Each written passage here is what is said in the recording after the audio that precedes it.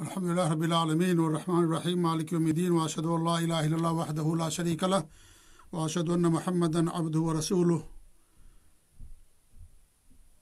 صلوات اللہ وسلامہ علیہ وعلی آلہ وعلی اصحابہ ومن اہتدی بہدیہ واستنى بسنتہ الی یوم الدین اما بعد قال اللہ تبارک و تعالی فی کتابہ المجید اعوذ باللہ من الشیطان الرجیم بسم اللہ الرحمن الرحیم قل للمؤمنین یغضوا من ابصارہم ویحفظوا فروجہم ذالک ازکی لہم ان اللہ خبیر بما یصنعون۔ سورۃ النور کی آیت نمبر 30 کی آپ کے سامنے تلاوت کی گئی ہے اور لگاتار آپ کے سامنے سورۃ النور کی تفسیر ہر منگل کو پیش کی جاتی ہے۔ اس آیت کریمہ میں اللہ رب العالمین نے اہل ایمان کو دو باتوں کا حکم دیا ہے، ایک غض بصر کا یعنی نگاہ کے پس رکھنے کا، اور نمبر 2 شرمگاہ کی حفاظت کا۔ اللہ رب العالمین نے اجازت طلب کرنے کے بعد اس آیت کریمہ کو نازل فرمایا، جس میں اس بات کی دلیل ہے کہ اجازت طلب کرنے والے کو بھی اپنی نگاہ کو پس رکھنا ہے۔ یعنی جب کوئی آدمی کسی گھر جائے اجازت طلب کرنے کے لیے تو اپنی نگاہوں کو پس کر کے کھڑا ہو، یہ نہیں کہ نگاہیں کھول کر کے کھڑی کر کے رکھے اور جیسے دروازہ کھلے ویسے ہی اس کی نگاہ گھر کے اندر تمام چیزوں پر یا اس طریقے سے لوگوں پر پڑ جائے، اس لیے نگاہ انسان کو پس رکھنا چاہیے۔ آئیے ترجمہ پڑھتے ہیں پہلے، اس کے بعد اس کی تفسیر آپ کے سامنے کرتے ہیں۔ اللہ تعالیٰ فرماتا ہے کہ قل للمؤمنین، آپ فرما دیجئے کن سے؟ مومنین سے، اہل ایمان سے، یغضوا من ابصارہم، کہ اپنے نگاہوں کو پس رکھیں، اپنی نگاہوں کو جھکا کر کے رکھیں، وَيَحْفَظُوا فُرُوجَهُمْ، اور اپنی شرمگاہوں کی حفاظت کریں، ذَلِكَ أَزْكَىٰ لَهُمْ، اس میں ان کے لیے بھلائی اور بہتری اور پاکیزگی ہے۔ إِنَّ اللَّهَ خَبِيرٌ بِمَا يَصْنَعُونَ، وہ جو کچھ کرتے ہیں اللہ تعالیٰ سب کی خبر رکھنے والا ہے۔ تو اللہ رب العالمین نے دو چیزوں کی حفاظت کا ہمیں حکم دیا، ایک نگاہ اور دوسری شرمگاہ۔ نگاہ اور شرمگاہ اللہ تعالیٰ کی جہاں نعمتیں ہیں وہیں اللہ رب العالمین کی امانتیں بھی ہیں۔ نہ صرف یہ دونوں چیزیں بلکہ ہمارا پورا جسم، پورا وجود اللہ رب العالمین کی نعمت بھی ہے اور امانت بھی ہے، اور ہر ایک چیز کی انسان کو حفاظت کرنے کا حکم دیا گیا ہے۔ زبان کی حفاظت، آنکھ کی حفاظت، کان کی حفاظت، ناک کی حفاظت، ہاتھ اور پاؤں کی حفاظت، تمام چیزوں کی حفاظت کرنے کا حکم دیا گیا ہے، کیونکہ یہ ساری امانتیں ہیں اور ان تمام چیزوں کے بارے میں قیامت کے دن سوال کیا جائے گا۔ یہاں اللہ رب العالمین نے دو چیزوں کی حفاظت کا حکم دیا، ایک تو نگاہ اور دوسرے شرمگاہ۔ حرام چیزوں سے آنکھوں کی حفاظت ضروری ہے۔ حرام چیزیں کیا ہیں؟ جیسے فلموں کا دیکھنا یا عریاں مناظر اور تصویریں دیکھنا، یہ بھی شریعت کے اندر حرام ہے۔ ایسے ہی ایسی کتابیں جو انسان کے عقیدے کو، فکر کو اور منہج کو، اخلاق کو خراب کر دینے والی ہیں، ان تمام کتابوں کا دیکھنا اور پڑھنا شریعت کے اندر حرام ہے۔ ایسے ہی مردوں کا ستر، یعنی وہ چیزیں مرد کی جن کا ستر ضروری ہے، ان کی طرف بھی انسان کا دیکھنا حرام ہے شریعت کے اندر۔ اور انسان کا، مرد کا ستر اس کے ناپ سے لے کر کے گھٹنوں تک رہتا ہے، یہ ستر کے اندر آتا، لہذا ان کی طرف دیکھنا انسان کے لیے حرام ہے۔ ایسے ہی نمبر 5 اجنبی عورت کا دیکھنا۔ اجنبی عورت کی طرف انسان نظر جان بوجھ کر کے نہ اٹھائے، اگر اچانک پڑ گئی ہے تو معاف ہے، لیکن ٹکٹکی باندھ کر کے دیکھنا اور بار بار نظر اٹھانا یہ بھی شریعت کے اندر حرام کیا گیا ہے۔ چھٹی چیز یہ ہے کہ جو محرم ہیں، وہ عورتیں جو محرم ہیں انسان کی، ان کی جسموں کو وہ حصے جن کا دیکھنا منع ہے، یہ جائز نہیں ہے، یہ بھی حرام ہے، اپنی نگاہوں کو پس رکھنا ہے۔ یعنی جو وہ عورتیں جن سے شادی کرنا حرام ہے ان کو محرم کہا جاتا ہے۔ اب ان کے جسم کے کس حصے کو دیکھنا ہمارے لیے جائز ہے؟ ہم ان کے چہرے کو اور اس طریقے سے ہاتھ کے پنجوں کو اور پاؤں کے پنجے کو، انہی 3 چیزوں کو دیکھ سکتے ہیں۔ باقی اور چیزیں، عورت کا پستان ہے، اس کی پیٹھ ہے، پیٹ ہے، ران ہے، گھٹنا ہے، یا اس طریقے سے اور چیزیں ہیں، یہ ساری چیزیں شریعت کے اندر حرام ہے دیکھنا. تو ان تمام چیزوں سے نگاہوں کی حفاظت کرنی ہے. جریر بن عبداللہ البجلی فرماتے ہیں کہ میں نے اللہ کے رسول صلی اللہ علیہ وسلم سوال کیا ان نظرۃ الفجا، اچانک نظر پڑ جانے سے، تو فامرنی ان اصرف بصری، تمہارے بھی نے کیا حکم دیا کہ اپنی نگاہ کو واپس کر لوں، پلٹا لوں. یعنی اگر اچانک نگاہ پڑ جائے تو یہ معاف ہے، لیکن ٹکٹکی باندھ کر کے دیکھنا، بار بار دیکھنا، یا اجنبی عورتوں کو دیکھنے کے لیے بازاروں میں جانا، ایسی جگہوں پر جانا جو عورتوں کی مارکیٹ ہوتی ہے، صرف اپنی آنکھ کا زنا کرنے کے لیے اور صرف یعنی مزہ لینے کے لیے، تو یہ چیزیں شریعت کے اندر حرام اور ناجائز ہیں. یہ صحیح مسلم کی روایت ہے. ایسے ہی ہمارے نبی نے علی رضی اللہ عنہ سے فرمایا یا علی، اے علی، لا تتبع النظرۃ النظرہ، یعنی نگاہ کے پیچھے نہ لگاؤ. یعنی ایک بار اگر نگاہ پڑ گئی ہے تو نگاہ کو پست کر لو، نگاہ کو واپس کر لو اور دوبارہ اس کی طرف اپنی نگاہ کو نہ اٹھاؤ. فإن لك الأولى وليست لك الثانية، تمہارے لیے پہلی نگاہ تو معاف ہے لیکن دوسری معاف نہیں ہے. پہلی بار انسان غلطی کر سکتا ہے اور اچانک نگاہ پڑ سکتی ہے، لیکن پھر دوبارہ دیکھنا، بار بار دیکھنا اس کی طرف، یہ معاف نہیں ہے. اور یہ حدیث حسن درجے کی ہے. امام البانی نے اس کو اس کے طرق کی بنا پر حسن قرار دیا. ایسے ابو سعید الخدری رضی اللہ عنہ فرماتے ہیں کہ ہمارے نبی نے فرمایا وَإِيَّاكُمُ الْجُلُوسَ عَلَى الطُّرُقَاتِ، راستوں پر بیٹھنے سے ہمارے نبی نے کہا کہ اجتناب کرو، راستوں پر نہ بیٹھو. تو لوگوں نے کہا کہ لا بد لنا من مجالسنا، ہمارے لیے بیٹھنا کبھی کبھی ضروری ہوتا ہے، نتحدث فیہا، اور اس میں ہم گفتگو کرتے ہیں، بات چیت کرتے ہیں. تو ہمارے نبی نے فرمایا ان ابیتم فآتوا الطریق حقہ، اگر تمہارے لیے بیٹھنا ضروری ہو تو تم کیا کرو، راستے کا حق ادا کرو. تو لوگوں نے پوچھا وما حق الطریق، راستے کا حق کیا ہے؟ تو ہمارے نبی نے فرمایا غض البصر، سب سے پہلی چیز کیا بتائی آپ نے؟ نگاہ کو پست رکھو، کیونکہ راستہ ہے، لوگ گزرتے ہیں، عورتیں گزرتی ہیں، تو اس راستے کا حق یہ ہے کہ اپنی نگاہ کو پست رکھو. وکف الاذی، اور لوگوں کو تکلیف نہ پہنچاؤ لوگوں کو، یا تکلیف دہ چیزوں کو راستے سے ہٹا دیا کرو. ورد السلام، اور سلام کا جواب دو، کیونکہ گزرنے والا سلام کرے گا اور گزرنے والے کا حق ہے کہ وہ سلام کرے، اور جو بیٹھنے والے ہیں وہ سلام کا جواب دیں گے. تو آپ نے فرمایا کہ ورد السلام، اور سلام کا جواب دینا. والامر بالمعروف والنہی عن المنکر، معروف کا حکم دینا اور منکر سے لوگوں کو روکنا. دیکھیے راستے کے آداب ہمارے بھی بتا رہے ہیں، لیکن امر بالمعروف اور نہی عن المنکر اتنا مقدس فریضہ ہے کہ آپ نے راستے میں بیٹھنے والوں کو بھی اس کا حکم دیا کہ راستے کا حق ہے کہ راستے میں گزرتے ہوئے اگر تم کوئی ایسی چیز دیکھو جو منکر ہے تو اس سے منع کرو، اور معروف کا حکم دو، اچھی بات کا حکم دو گزرنے والوں کو، یا جو لوگ ساتھ میں بیٹھے ہوئے ہیں ان کو اچھی بات کا حکم دو. تو یہ راستے کے آداب ہیں کہ انسان معروف کا حکم دے، منکر سے لوگوں کو روکے.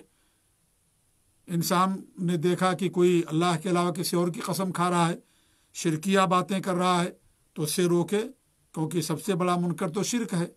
اور اس طریقے سے توحید کا ان کو حکم دے، کیونکہ سب سے بڑا معروف توحید ہے. تو اس طریقے سے راستے کے حقوق میں سے ہے کہ انسان امر بالمعروف اور نہی عن المنکر کا فریضہ بھی انجام دے. یہ صحیح بخاری اور صحیح مسلم کی روایت. اگر ہم اس کے اوپر عمل کریں تو آج ہمارے معاشرے سے برائیاں ختم ہو سکتی ہیں، لیکن استطاعت کے اوپر ہے. اگر آدمی کے پاس استطاعت نہیں ہے تو اپنی زبان انسان خاموش کر لے، لیکن دل کے اندر اس منکر کو برا جانے اور زبان پر نہ لائے، خاموشی اختیار کر لے.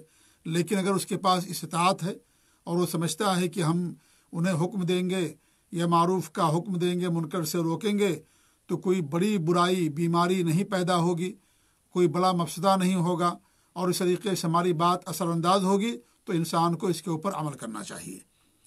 ایسے عبادہ بن الصامت فرماتے ہیں، یعنی آپ دیکھیں کہ غض البصر کی کتنی بڑی اہمیت ہے کہ انسان اپنی نگاہ کو پست رکھے. انسان اپنی نگاہ کو پست رکھے، کتنی بڑی اس کی فضیلت ہے شریعت کے اندر. ایک حدیث میں باقاعدہ آپ نے غض بصر کو جنت میں جانے کا سبب قرار دیا ہے. آپ فرماتے عبادہ بن الصامت رضی اللہ عنہ کی حدیث ہے کہ ہمارے نبی نے فرمایا کہ جو اپنے بارے میں 6 چیزوں کی مجھے ضمانت دے دے، میں اس کے لیے جنت کی ضمانت دیتا ہوں. اصدقوا اذا حدثتم، جب تم بات کرو تو سچ بات کرو، سچ بولو، جھوٹ نہ بولو۔ وَأَوْفُوا اِذَا وَعَدتُّم، اور جب تم وعدہ کرو تو وعدے کو پورا کرو۔ وَأَدُّوا اِذَا اؤْتُمِنْتُم، اور جب تمہارے پاس امانتیں رکھی جائیں تو امانت کو ادا کرو، امانت پوری کرو۔ وَاحْفَظُوا فُرُوجَكُمْ، اپنی شرمگاہوں کی حفاظت کرو۔ وَغَضُّوا أَبْصَارَكُمْ، اور اپنی نگاہوں کو پست رکھو۔ وَكُفُّوا أَيْدِيَكُمْ، اور اپنے ہاتھوں کو روک کر کے رکھو، یعنی ظلم نہ کرو، کسی پر ہاتھ نہ اٹھاؤ، کسی پر بھی ہاتھ نہ اٹھاؤ۔ ہاں اگر ضرورت ہے اور آپ اس کے ذمہ دار ہیں، ولی ہیں، تو ایسی صورت میں انسان ہاتھ اٹھا سکتا ہے۔ جیسے ہمارے نبی نے فرمایا جب بچہ 10 سال کا ہو جائے نماز نہ پڑھے تو آپ نے مارنے کا حکم دیا، لیکن جس کے آپ ذمہ دار ہیں، جس کے آپ ولی اور سرپرست ہیں، ان کے لیے ہاتھ اٹھا سکتے ہیں۔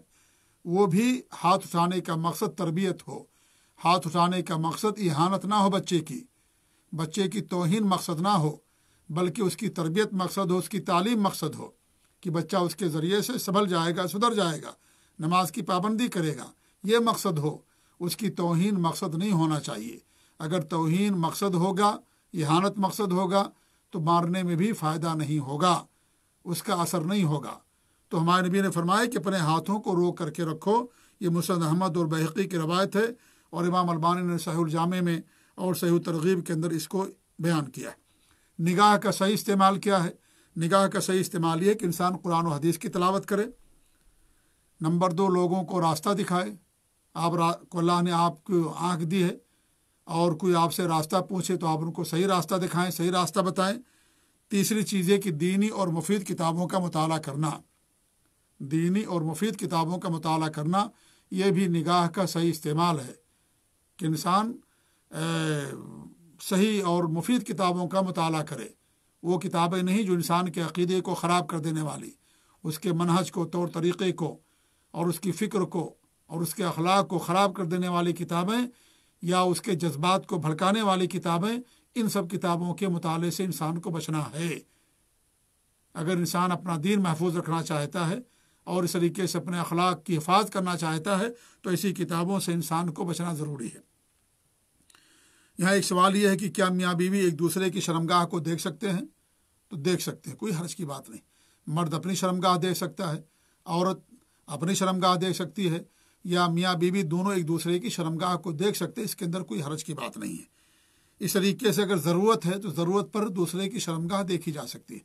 جیسے علاج کرنا ہے، عورت کا علاج ہے، کوئی عورت ڈاکٹر نہیں ہے، تو ایسی صورت میں مرد علاج کر رہا ہے تو اس کی شرمگاہ کو دیکھ سکتا ہے۔ یا مرد کا علاج ہے اور عورت ڈاکٹر ہے اور کوئی مرد ڈاکٹر نہیں ہے، مجبوری ہے، تو ایسی صورت میں عورت ڈاکٹر مرد کی شرمگاہ کو دیکھ سکتی ہے۔ آپریشن کرنا ہوتا ہے یا ولادت کا مسئلہ ہوتا ہے یا اس طریقے سے اور کوئی ضروری چیز ہے تو ایسی صورت میں ایک دوسرے کی شرمگاہ کو ضرورت کے طور پر دیکھا جا سکتا ہے۔ تو اللہ رب العالمین نے ہمیں سب سے پہلے کیا حکم دیا؟ اپنی نگاہوں کو پست کرنے کا حکم دیا۔ نگاہوں کو پست کرنے حکم دینے کے بعد اللہ رب العالمین نے شرمگاہ کی حفاظت کا حکم دیا۔ پہلے نگاہ کی حفاظت کرنے کا حکم اس لیے دیا گیا کیونکہ نظر جو ہوتا ہے دل سے اس کا بڑا گہرا تعلق ہوتا ہے، بڑا سمبند ہوتا ہے نظر اور دل کا، اور دونوں کے درمیان بہت زیادہ قربت ہوتی ہے۔ نمبر 1۔ نمبر 2، نظر کی خرابی دل کی خرابی پر دلالت کرتا ہے۔ چیز اگر انسان کا دل خراب ہے تو اس کی نظر بھی خراب ہوگی، وہی ٹکٹکی باندھ کر کے دیکھے گا، دوسروں کی شرمگاہوں کی طرف نظر اٹھائے گا، یا اجنبی عورتوں کو دیکھے گا، یا جو اس کے لیے حرام ہے ان کی طرف اپنی نظر کو دوڑائے گا۔ تو دل کی خرابی پر نظر کی خرابی دلالت کرتی ہے۔ اس لیے بعض سلف کا قول ہے کہ نظر دل کا زہر آلود تیر ہے۔ اور تیسری چیز یہ کہ نظر شرمگاہ کی سیڑھی ہوتی ہے، زنا کی سیڑھی ہوتی ہے، اس لیے پہلے نظر کی حفاظت کا حکم دیا گیا۔ نظر جو ہے یہ شرمگاہ کی طرف لے جانے والی چیز ہے اور زنا کی طرف لے جانے والی چیز ہے۔ انسان سب سے پہلے زنا نہیں کرتا ہے، پہلے دیکھتا ہے، پھر بات ہوتی ہے، پھر انسان پکڑتا ہے، اور اس طریقے سے پھر انسان اس کے لیے جاتا ہے، چلتا ہے، پھر اس کے بعد انسان جو ہے کیا کرتا ہے؟ زنا کرتا ہے۔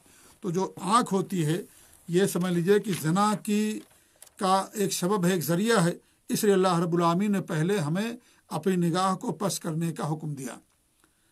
ابو ہریرہ رضی اللہ عنہ کی حدیث ہے، یہ صحیح بخاری اور مسلم کی، کہ ہمارے نبی فرماتے ہیں کتبہ علی ابن آدم خذہ من الزنا، ہر ابن آدم پر، ہر انسان کے اوپر زنا کا کچھ نہ کچھ حصہ لکھ دیا گیا ہے۔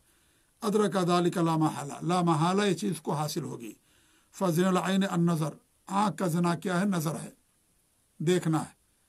وزنا اللسان النطق، اور زبان کا زنا کیا؟ بات کرنا ہے۔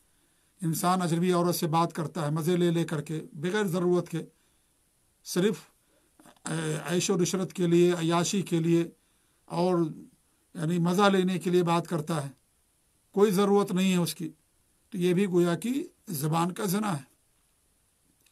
وزن الاذنین الاستماع، اور دونوں آنکھوں کا زنا کیا ہے؟ دیکھنا ہے، یہ سننا ہے۔ یہ دونوں کانوں کا زنا کیا ہے؟ سننا ہے۔ وزن الیدین البطش، اور دونوں ہاتھوں کا زنا کیا ہے؟ پکڑنا ہے۔ وزن الرجلین الخطا، اور دونوں پاؤں کا زنا کیا ہے؟ قدم اٹھانا ہے، پیدل چل کر کے جانا ہے۔ والنفس تمنا و تشتہی، اور انسان کا جو نفس ہے وہ تمنا کرتا ہے، اس کو چاہت ہوتی ہے۔ والفرج یصدق ذلک او یکذبہ، اور انسان کی شرمگاہ یا تو اس کی تصدیق کرتی ہے یا اس کو جھٹلا دیتی ہے۔ یعنی یہ ساری چیزیں مقدمات ہیں۔ اس کے بعد پھر انسان اپنی شرمگاہ سے زنا کرتا ہے۔ تو یہ آنکھ بھی کیا ہے؟ یہ برید ہے، سمجھ لیجئے، اور زنا کی طرف لے جانے والا ایک بڑا سبب ہے۔ اس لیے اللہ رب العالمین نے پہلے ہمیں اپنی نگاہ کی پست کرنے کا حکم دیا۔ انسان اگر نگاہ پست رکھے، اجنبی عورت کو نہ دیکھے، اس کے چہرے کو نہ دیکھے، تو اسی صورت میں زنا نہیں ہوگا، کیونکہ چہرے ہی سے شروعات ہوتی ہے، آنکھ سے شروعات ہوتی ہے۔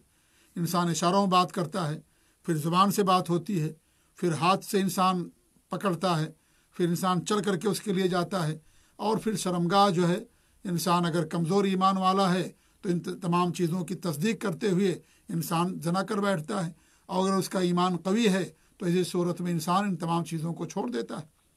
تو پہلی بار نظر معاف ہے، جان بوجھ کر کے دیکھنا، یہ جو ہے گویا کہ آنکھ کا زنا ہے، جیسا کہ ہمارے نبی نے فرمایا۔ نگاہ نیچی رکھنے کے بڑے سارے فوائد بیان کیے امام ابن القیم رحمۃ اللہ علیہ، ان کی بڑی مشہور کتاب ہے، مفید کتاب ہے الجواب الشافی کے اندر، اور اس میں تقریباً انہوں نے 10 فائدے بیان کیے ہیں، جن میں سے کچھ اہم یہ ہیں کہ اس میں سب سے پہلی بات یہ ہے کہ اللہ رب العالمین کے فرمان کی اطاعت ہوتی ہے۔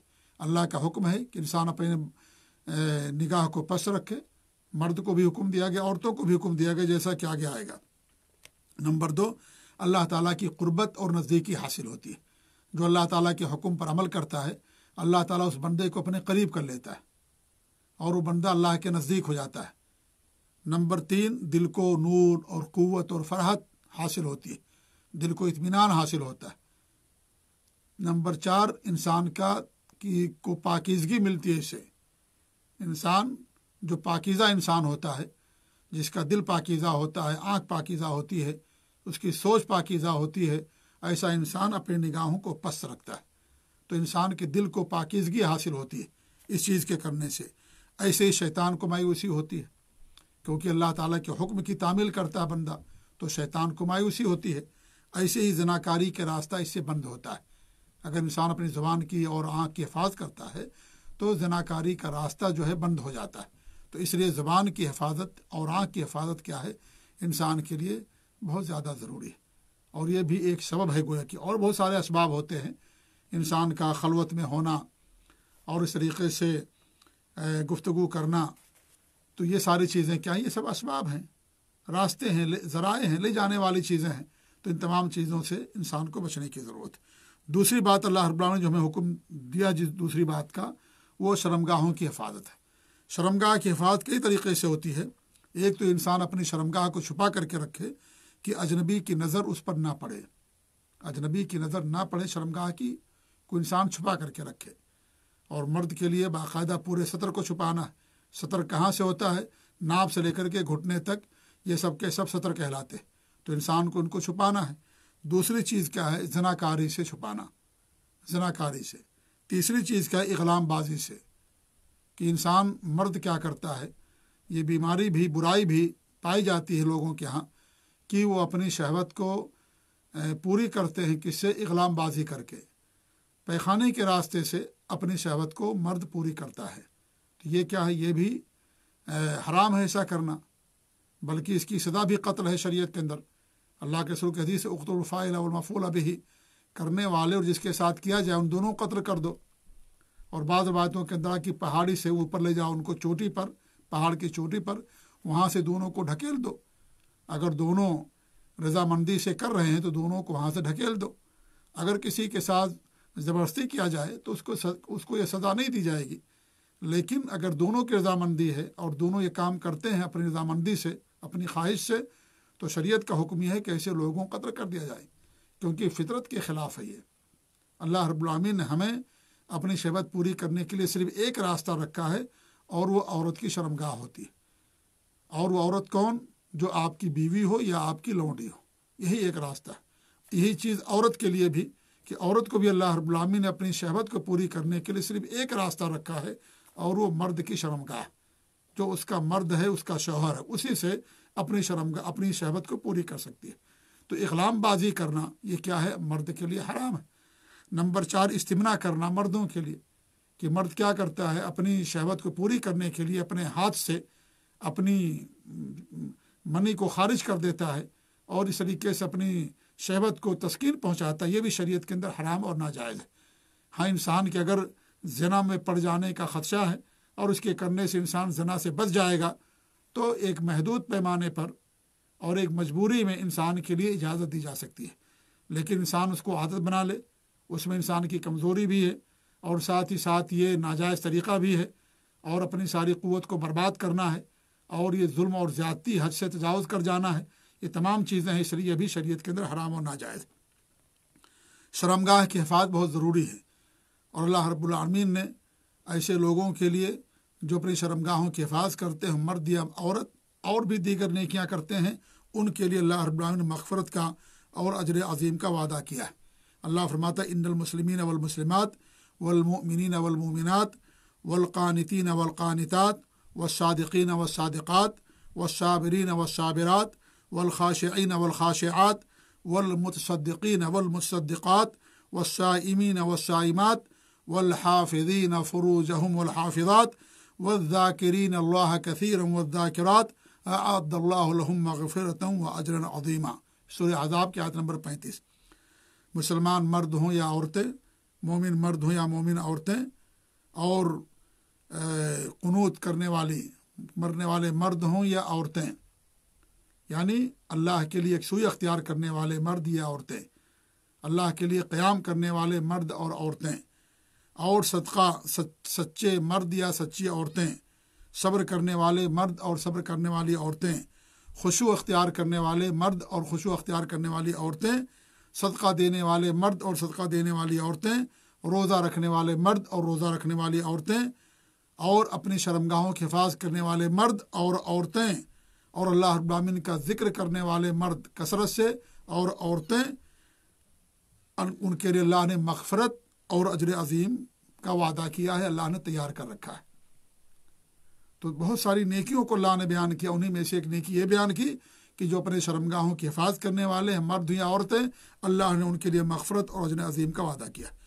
ایسے اللہ رب العالمین نے سورہ مومنون کے اندر کچھ نیک لوگوں کی صفات بیان کی، تو ان میں سے یہ بھی بیان فرمایا کہ جو اپنے شرمگاہوں کی حفاظت کرنے والے، ایسے لوگوں کے لیے یہ لوگ جنت کے وارث ہوں گے۔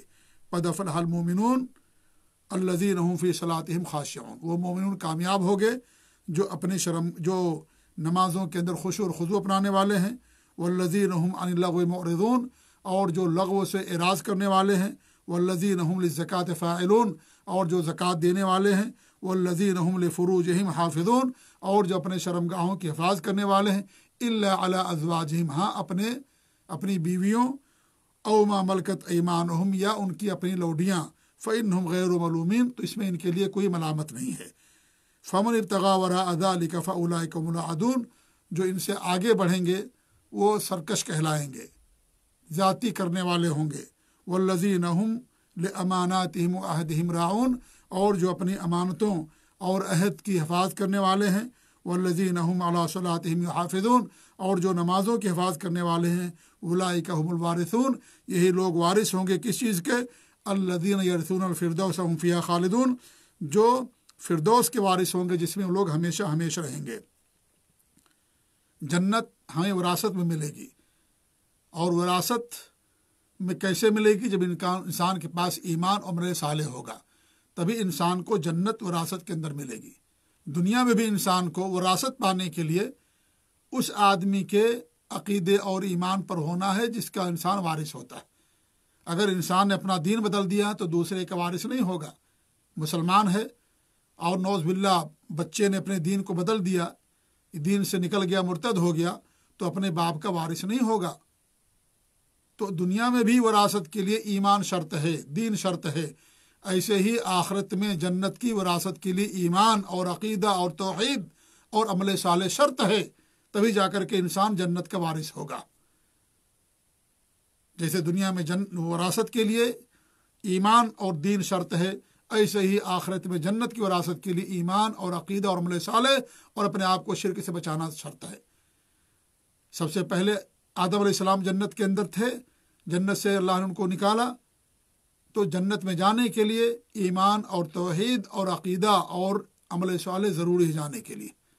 یہ بہت بنیادی بات ہے جس پر دھیان دینا ہم سب کے لیے ضروری۔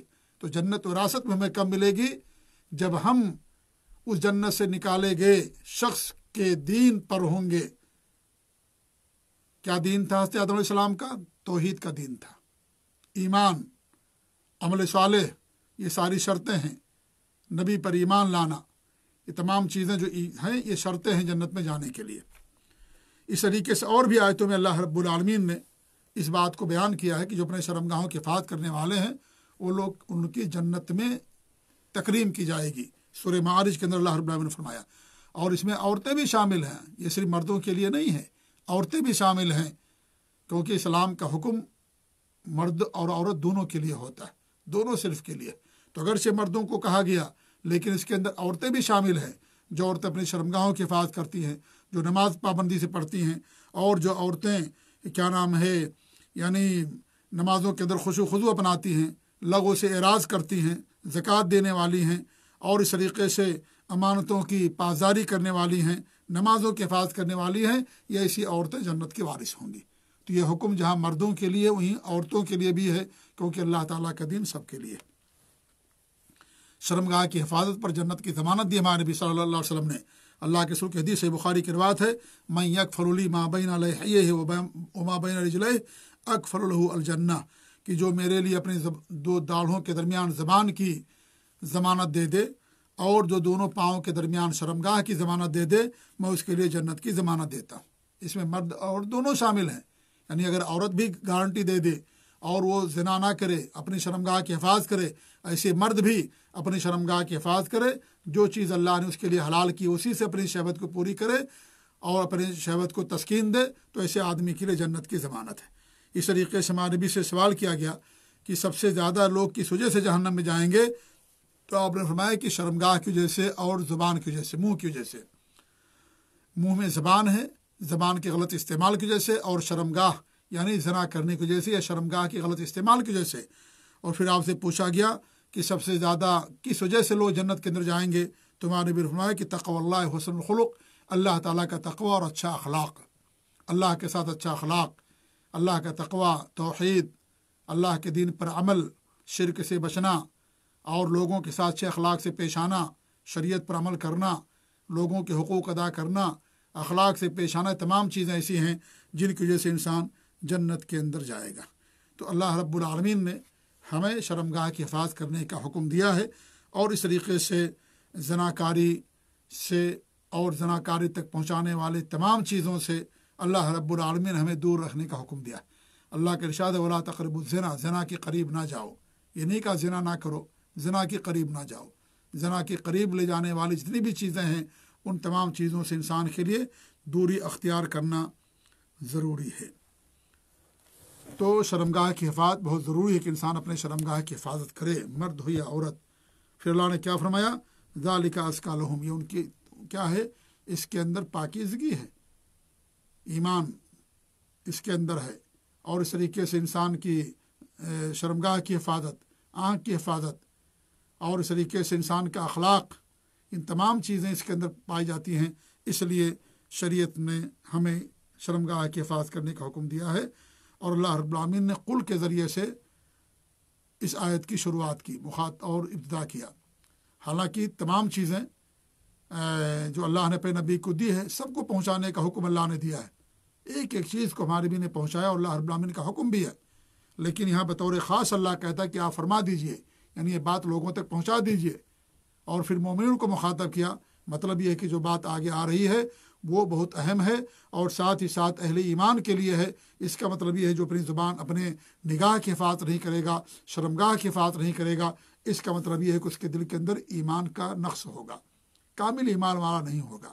جو کامل ایمان والا ہوگا وہ اپنی زبان اور نگاہ کی حفاظت کرے گا اور شرمگاہ کی حفاظت کرے گا۔